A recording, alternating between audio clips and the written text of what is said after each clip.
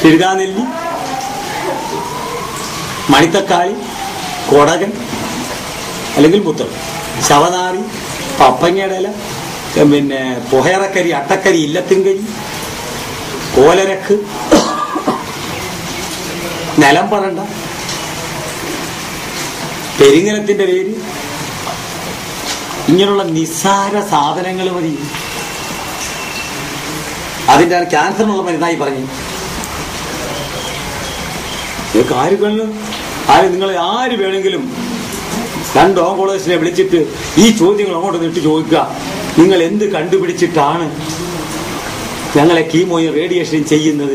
നിങ്ങൾ ഒന്നുകൂടെ തിരക്കണം.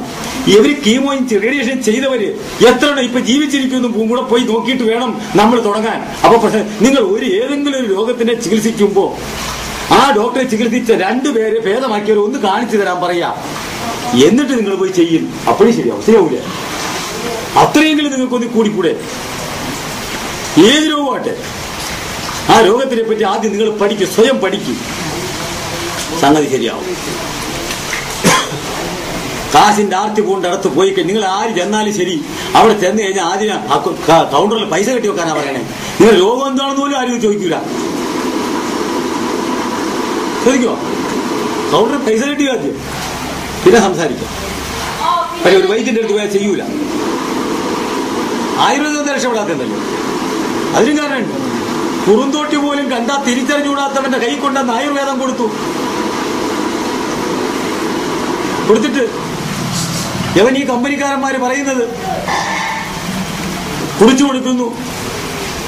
10 കൊല്ലത്തെ എക്സ്പീരിയൻ ഡേറ്റ് ഇട്ടുകൊണ്ട് കഷായം പണിത് വെക്കുന്നു, ലേഹ്യം പണിത് വെക്കുന്നു, ആസവം പണിത് വെക്കുന്നു. അവന് കച്ചവടം നടക്കുന്നു. എല്ലാ വലിയ കമ്പനിക്കാരന്റെയും ഗതി ഇത് തന്നെ. ഞാൻ ഒരെണ്ണം നെറ്റിലിട്ടുണ്ട്, നിങ്ങൾക്ക് അതും കാണാം. ദശമൂലാഷ്ടത്തിന്റെ ഡീറ്റെയിൽസ് കാര്യം. വലിയ കമ്പനിക്കാരൻ 90% കച്ചവടമാണെന്ന് സ്വയം എഴുതി കൊടുത്ത ബില്ലിനകത്ത് കിടക്കൊണ്ടെന്ന് കണ്ടോളൂ. 10% പോലും മരുന്നില്ല. ചാരായവും അരിഷ്ടവും എന്ന് പറഞ്ഞുകൊണ്ട് ചാരായം കലക്കി കളർ അടിച്ച് പെയിന്റ് മണം അടിച്ചിട്ടേ പറ്റി അതിന് ദശമൂലാരിഷ്ടവും ജീരകാരിഷ്ടവും അതെന്ന് പറഞ്ഞുകൊണ്ട് ചാരായം കോരി കുടിപ്പിക്കുന്ന ആയുർവേദവും നമ്മളെല്ലാം കൂടി അതിന്റെ പുറകെ നടക്കണം.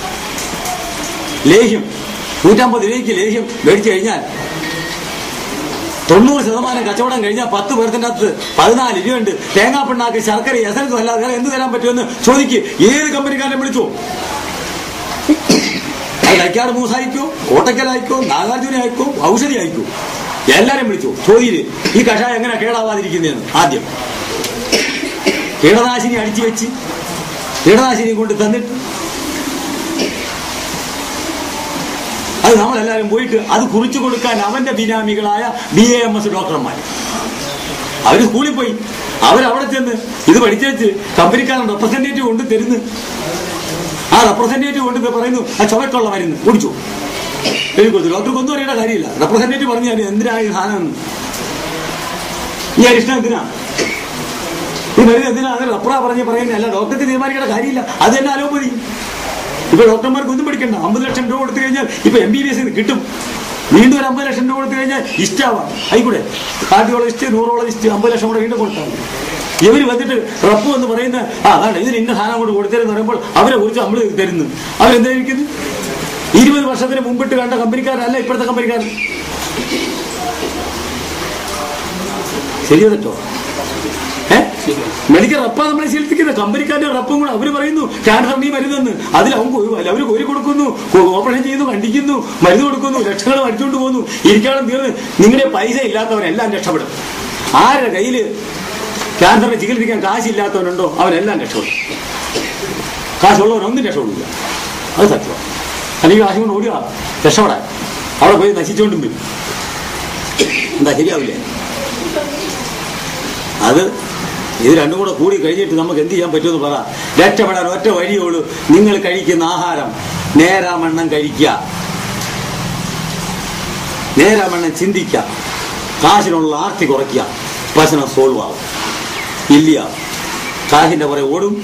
അവസാനം പിന്നെ വേണ്ടാത്തയും കേട്ടിട്ടില്ലാത്തയും രോഗങ്ങൾ പിടിച്ച് ചാവും.